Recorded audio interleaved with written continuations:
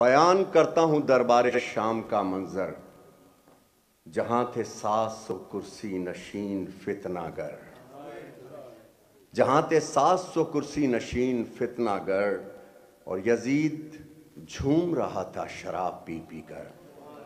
اب جو شام گئے ہیں، سیریا گئے ہیں، ذرا سا وقت لوں گا، اہم ضرورت ہے، وقت ہے، بلا وجہ وقت نہیں لیتا۔ 20 فٹ تقریباً اونچا دربار شام میں جو گئے ہیں سیریا، انہوں نے دیکھا ہوگا کہ 20 فٹ اونچا یزید کا اسٹیج لگا تھا۔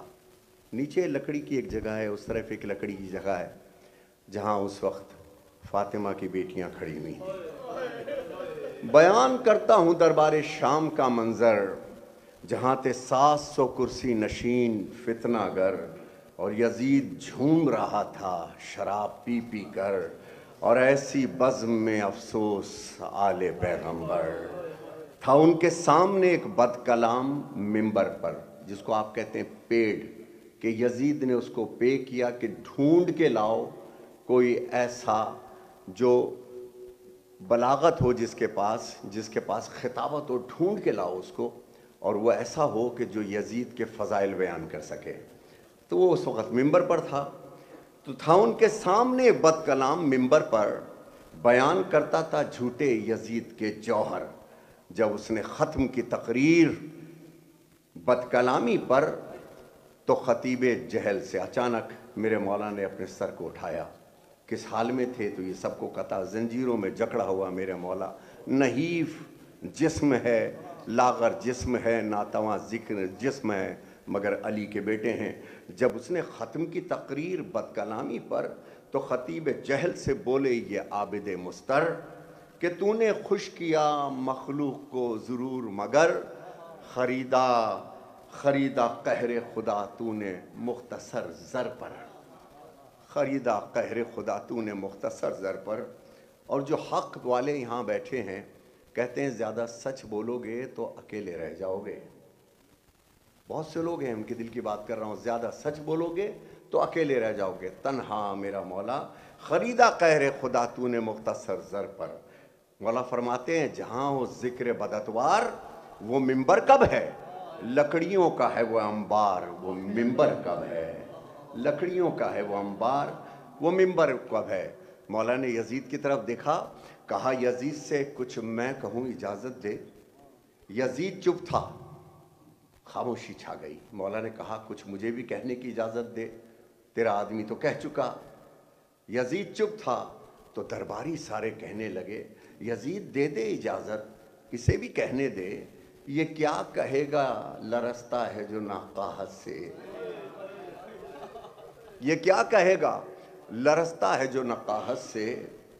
یزید نے اجازت دی تو سنبھالے توق و رسن شان کردگار آئی، امام آئے کہ ممبر پہ ذوالفقار آئی، جس کا ممبر تھا وہی برسر ممبر آیا، وہ اکیلا تھا مگر صورت لشکر آیا، لبکشا صورت قرآن وہ حیدر آیا، کہ جب وہ خاموش زباں برسر دربار چلی، کربلا میں نہ چلی تھی وہی تلوار چلی، تو لہجہ نور میں مولا نے کہا بسم اللہ، لائق حمد و ثنا ہے تو وہی ایک خدا، جس نے ہم آل محمد کو ہے تخلیق کیا۔ مولا کہتے ہیں جس کو معلوم ہے میرا شجرہ، جو نہیں جانتا سن لے وہ تعارف میرا، انا ابن مکہ و منا، انا ابن زمزم و صفا، انا ابن علی و فاطمہ، انا ابن مکہ و منا، انا ابن زمزم و صفا، انا ابن تمام۔ اب جو بزرگ ہیں وہ تو سمجھتے ہیں اس بات کو، نوجوانوں کو بتا رہا ہوں، اہل بیت ٹی وی کے کیمرے سے پوری دنیا میں جا رہا ہے۔ خطبہ سنو میرے مولا کا۔ مولا کہتے ہیں ہم کو اللہ نے 6 خوبیاں بخشیں بخدا، علم اور حلم دیا، اور دل مومن میں رکھا ہے سماعت و فصاحت و شجاعت ورثہ، کم نہ تھی خوبیاں 6 گو کے یہ عزت کے لیے، صفتیں 7 ملی اور فضیلت کے لیے، صفتیں 7 ملی اور فضیلت کے لیے۔ مولا کہتے ہیں ہم میں اول جو تھے وہ احمد مختار ہوئے، کوئی حمزہ تو کوئی جعفر طیار ہوئے، ہم ہی حیدر ہوئے عباس علمدار ہوئے۔ ہم کو معراج ملی، ہم کو امامت بھی ملی، ہم کو محراب عبادت میں شہادت بھی ملی۔ انا ابن مکہ و منا، انا ابن زمزم و صفا، انا ابن علی و فاطمہ، انا ابن فاطمہ۔